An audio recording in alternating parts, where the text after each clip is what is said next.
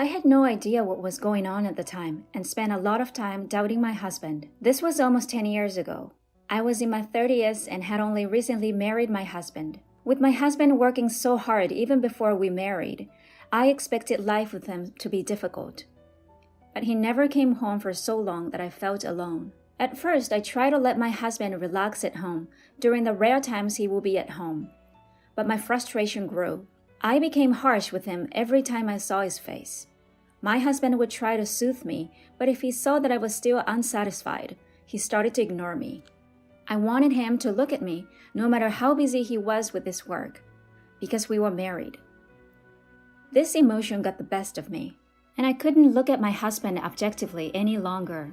Whenever I would pick a fight with my husband, he would always say, "I'm going to settle down soon, and then we'll go to that island you like." But this never came true. "Work is more important than me, isn't it?" I said. "If so, don't force yourself to come home. I'm tired too, and seeing you so exhausted makes me sad." No matter how many horrible things I said to him, he never took it seriously, and I began to have a nagging feeling that our marriage was coming to an end. Soon after, my husband could tell I wasn't even mad at him and had no feelings for him. I didn't suspect it at first because he worked in a department with many business trips. But one day, I found a receipt and membership card for a hotel near our house in his suit pocket after he came home from a business trip.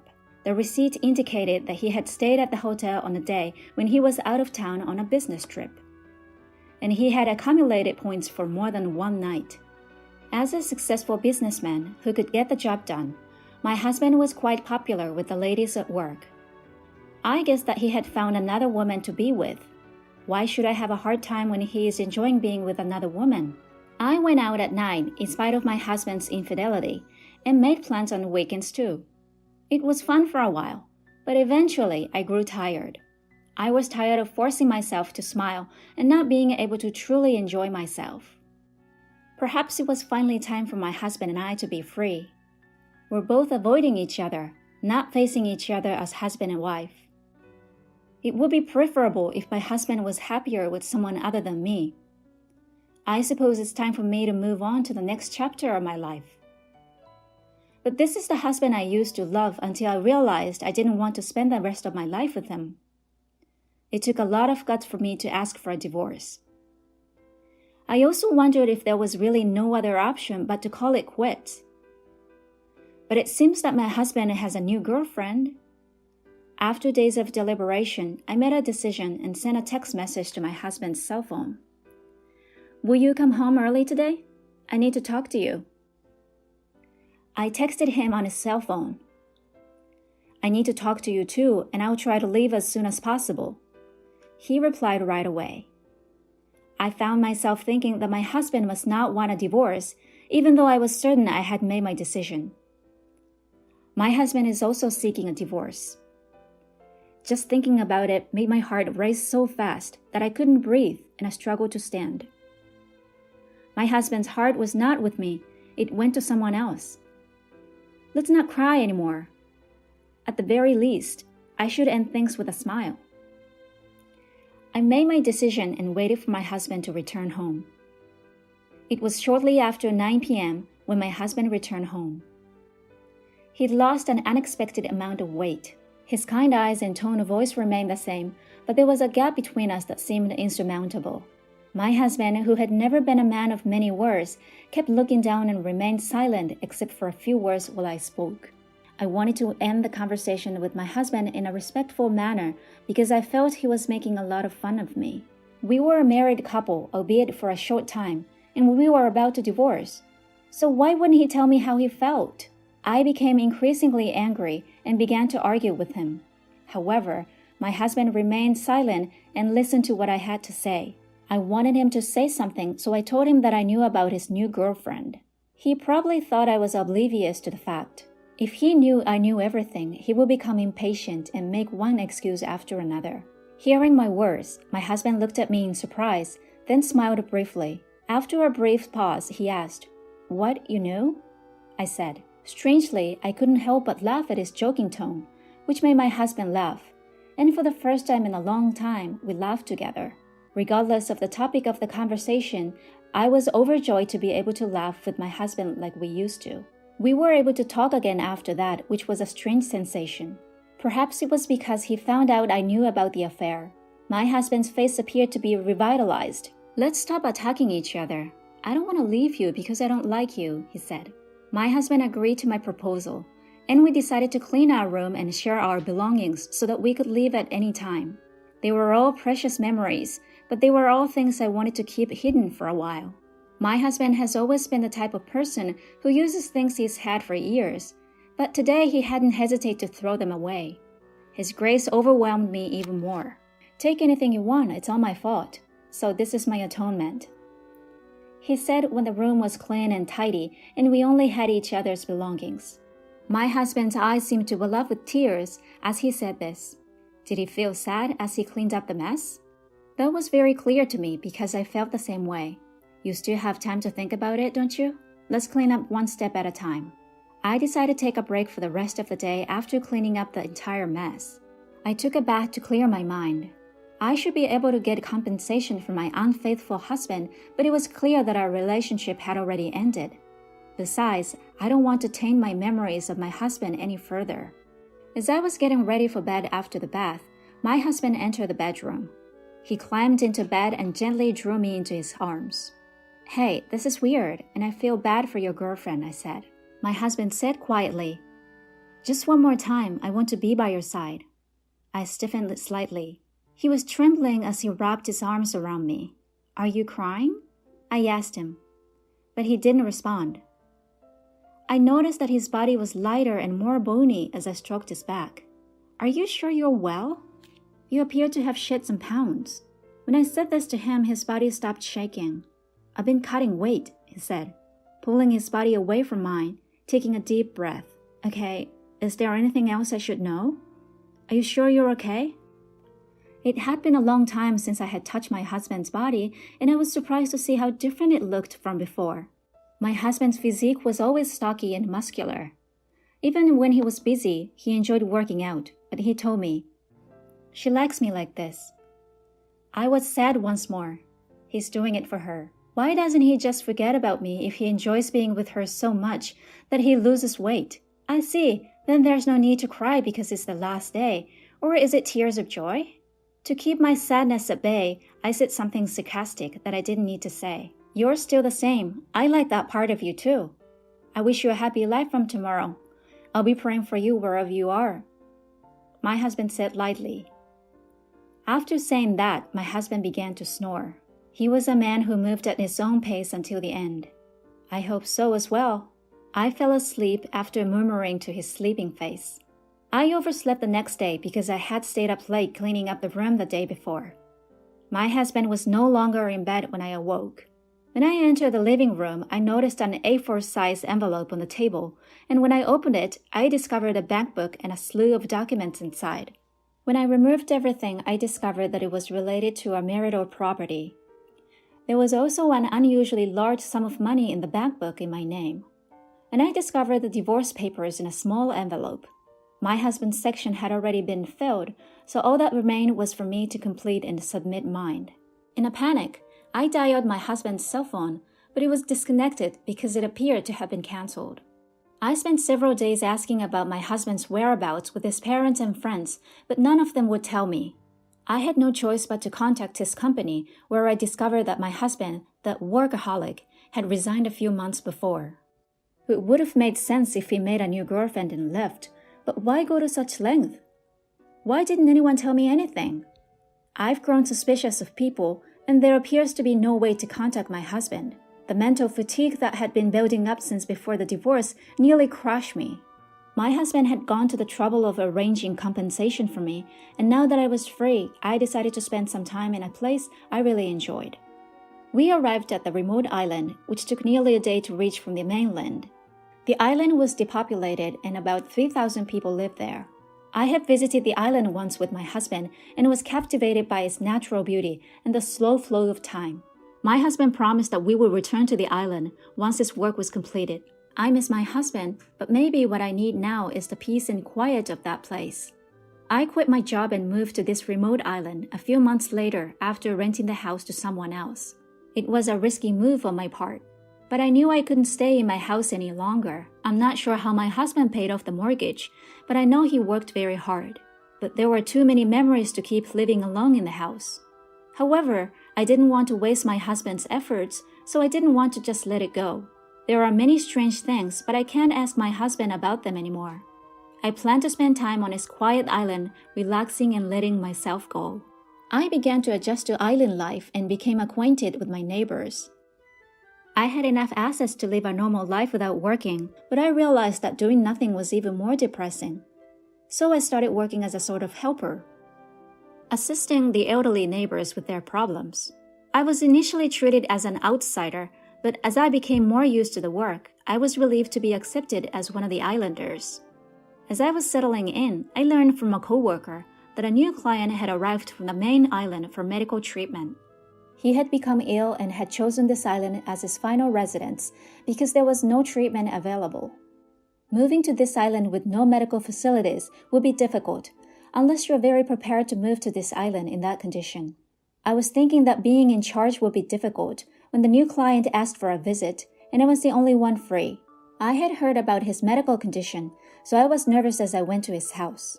We arrived at a small house on a hill with a view of the ocean. The house had been vacant for a long time and had been renovated to the point where it was livable, but it was really just enough to keep the wind and rain out. I questioned whether this was the best place for him to spend his final days. With concern, I rang the doorbell. "Come in," a small voice said, barely audible. I gave my usual greeting and entered. I found my client sitting in front of a window, the sun and wind streaming in. I couldn't see his face because it was backlit, so I squinted as I approached. "It's a pleasure to meet you today, sir." As I looked at the face that had turned to me, I was speechless. My ex-husband, sat there. We were both taken aback. We just stood there staring. My husband initiated the conversation. "You found me out," he said. He was mischievously smiling, like before. "What exactly are you doing here?" I was so confused by my husband's presence, the fact that he wasn't supposed to be there, as well as the information I had heard at work, that I couldn't speak properly. My husband grabbed my hand and forced me to sit next to him. He sat next to me and held my hand until I relaxed. I couldn't think of anything to say to him, and as I sat there, I heard a voice at the door. I wiped my tears and opened the door, where an elderly man stood. He seemed surprised to see my tear-stained face, but he bowed, went inside, and sat down next to my husband. "How are you doing today?" he inquired. He spoke in a soft voice. My husband said that there was nothing unusual and began chatting with him. The elderly man was most likely the island's only doctor. I remembered my colleagues telling me that there were no inpatient facilities on the island and that the clinic nurse and doctor were the island's lifelines. So it appears that my husband came to the island to spend his final days here. Although it was his decision, I listened intently to their conversation. I was wondering if there was anything I could do to help. My husband's doctor left after about 10 minutes of casual conversation. I couldn't help myself and ran after him. I guess my flustered appearance startled him again, but when I told him of our relationship, he seemed to understand. I questioned the doctor about my husband's condition and future treatment, but he said, "I can't tell you without his consent." Maybe he felt sorry for me and said, "He won't be able to walk by himself very soon. It seemed a shame for him to spend his final days alone, so please be there for him." I was stunned. What became of my husband's girlfriend? I returned back to the house with heavy steps, where my husband was waiting. My husband appeared to have anticipated my questioning the doctor and greeted me with a smile. "You're back." I couldn't leave without my husband, so I asked him to let me spend the night.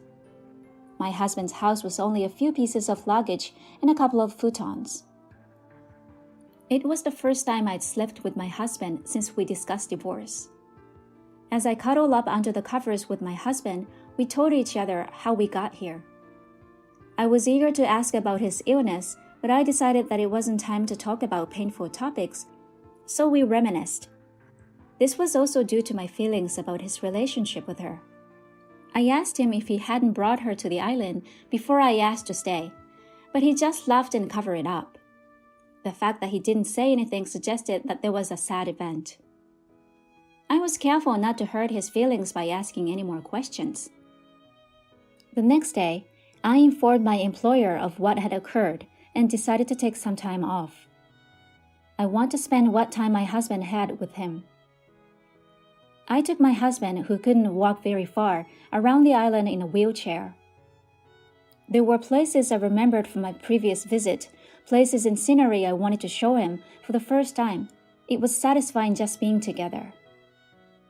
I wish we'd been this close when we were married. Even after my divorce, I discovered that the feelings I had grew stronger. But there's nothing I could do about it now. My husband would be confused if I told him. Like friends, I would stay by his side. The good times were fleeting, but the disease was gradually taking its toll on my husband. His physical strength had deteriorated to the point where he could no longer go out or even take the long-awaited walks.